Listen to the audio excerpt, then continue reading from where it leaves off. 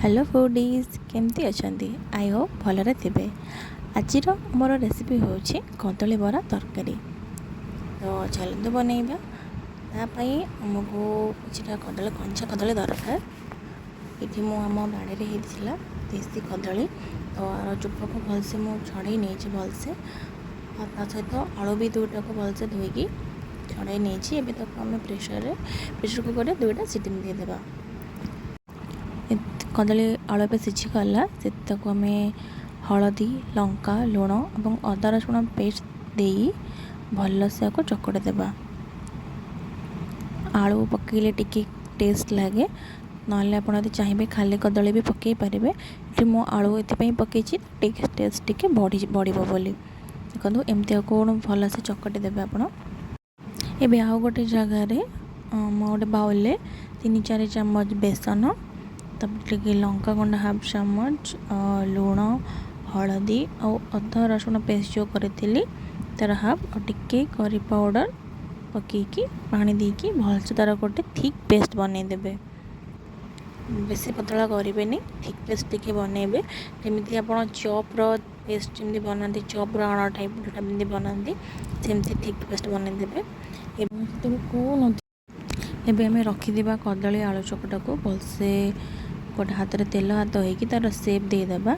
मुठी गोल गोल सेप करिछि आपण एठी निज मन पसंद सेप भी नहीं पारे। एबे से ताको बेसन रे भलसे बोड़ेकी मैं छाणी नबा गोटे पर गोटे छाणी नबा।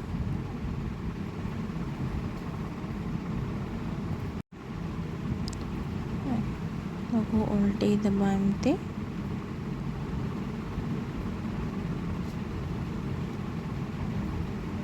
भलसे ताको छाणी नबा। दुई पटा साइड को भलसे हो सारा पर ताको एबे देखो यहाँ तो अलरेडी हो आसला तो यही गलानी ताको मुझे छाणी दूसरी एमती बाकी जहाँ रहा धीरे धीरे आप सब छाणीदे। देखु मुझे सब छाणीदेली तो छाणीदेली। एबे आम तार मसला बनैबा। मसला हमको दरकार रसुण अदा पियाज और जीरा गोटे स्मूथ पेस्ट बनई दिंतु। एबे मसला बने तेल पकईकी जीरा दे आम पियाज पकईदेबा कटा पियाज मुझे गोटे पियाज को काटी नहीं टिके लुण पकईदेले आपणकर जोटा पियाज जल्दी नरम हो जाए। पियाज रे लुण पकईले टिके जल्दी नरम हो जाए। लंका गुंड और हलदी गुंड देके भलसे गोलई अदा रसुण पेस्ट जो आम रखी बाकी बड़का पकईदेबा जो मसला बनई मसला को भलसे कषि नबा। मसला भी तो मु 10 मिनट हम कषिले। एबे आम गोटे टमाटो को टिक टिक कर काटे नहीं टमाटो पकईदेबा और भलसे गोलई नबा। टमाटो नरम ही आसला एबे करी पाउडर पकईकी और टिके मसला को कषि नबा। बेसी हाई फ्लेम करें लो मीडियम फ्लेम रे ही करेंगे। मु पूर्वर आलू काटिकी भाजी नहीं थी। यहाँ आलूटा ऑप्शनल आप चाहिए आपको स्किप भी करें। आलू तो ये सीझी आसला देखो आलू सीझी आसला आलू तो मुझे पानी दे दूची पानी टिके देकी आलू को सीझापी छाड़देवा। बाकी जहाँ भी रहा तो सीझापी छाड़देवा घोड़े दूची तक।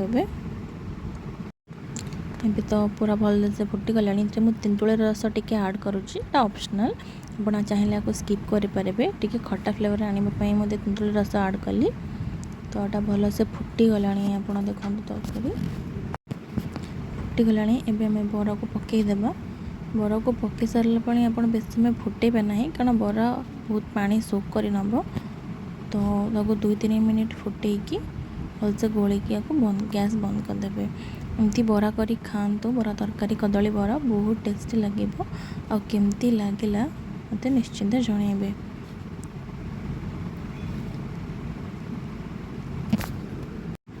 लाइक करंतु शेयर करंतु चैनल प्रथम थर पे हेले सब्सक्राइब करंतु। Thank you.